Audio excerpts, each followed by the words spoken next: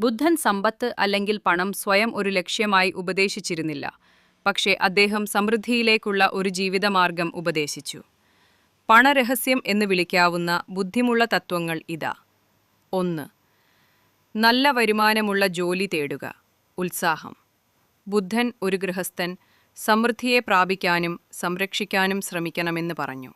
ഇതിനർത്ഥം ധർമ്മത്തിന് വിരുദ്ധമല്ലാത്ത മദ്യം, ആയുധങ്ങൾ, ജീവികൾ, വിഷം വിൽക്കുന്നത് പോലുള്ളവ അല്ല ഒരു തൊഴിൽ തിരഞ്ഞെടുക്കുക. നിങ്ങളുടെ തൊഴിലിൽ ഊർജ്ജസ്വലതയോടെയും ഉത്സാഹം, ശ്രദ്ധയോടെയും പ്രവർത്തിക്കുക. 2.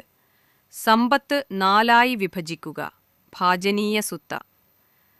ബുദ്ധൻ നിങ്ങളുടെ വരുമാനം 4 ഭാഗങ്ങളായി വിഭജിക്കാൻ ഉപദേശിച്ചു. 1. ജീവിത ചെലവിന് 50%. നിങ്ങളുടെയും കുടുംബത്തിൻ്റെയും അടിസ്ഥാന ആവശ്യങ്ങൾക്കായി ഉപയോഗിക്കുക. 2. നിക്ഷേപത്തിന് 25%. ഭാവിയിലെ അനിശ്ചിതത്വങ്ങളെ നേരിടാൻ സംരക്ഷിക്കുകയും വികസിപ്പിക്കുകയും ചെയ്യുക. 3. നിക്ഷേപത്തിന് 25%.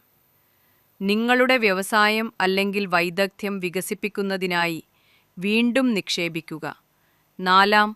ദാനധർമ്മത്തിന്, സമൂഹത്തിന് തിരികെ നൽകുക.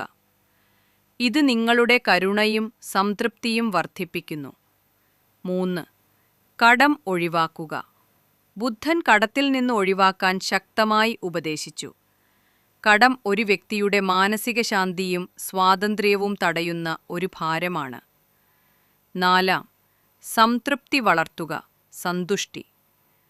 ബുദ്ധന്റെ ഏറ്റവും പ്രധാനപ്പെട്ട പണരഹസ്യങ്ങളിലൊന്ന് സംതൃപ്തിയാണ്. നിങ്ങളുടെ കൈവശമുള്ളതിൽ സന്തോഷിക്കുക. അനന്തമായ ആഗ്രഹങ്ങൾ ദുഃഖത്തിലേക്ക് നയിക്കുന്നു. ഇത് ചെലവ് കുറയ്ക്കാനും സമ്പത്ത് സംരക്ഷിക്കാനും സഹായിക്കുന്നു. 5. ദാനം ചെയ്യുക. പണം നൽകുന്നതിനെക്കുറിച്ച് ചിന്തിക്കരുത്. ദാനം ചെയ്യുക. സമയം, പണം, ജ്ഞാനം. നിങ്ങളുടെ ഹൃദയം വികസിപ്പിക്കുകയും സമൃദ്ധിയുടെ മനോഭാവം സൃഷ്ടിക്കുക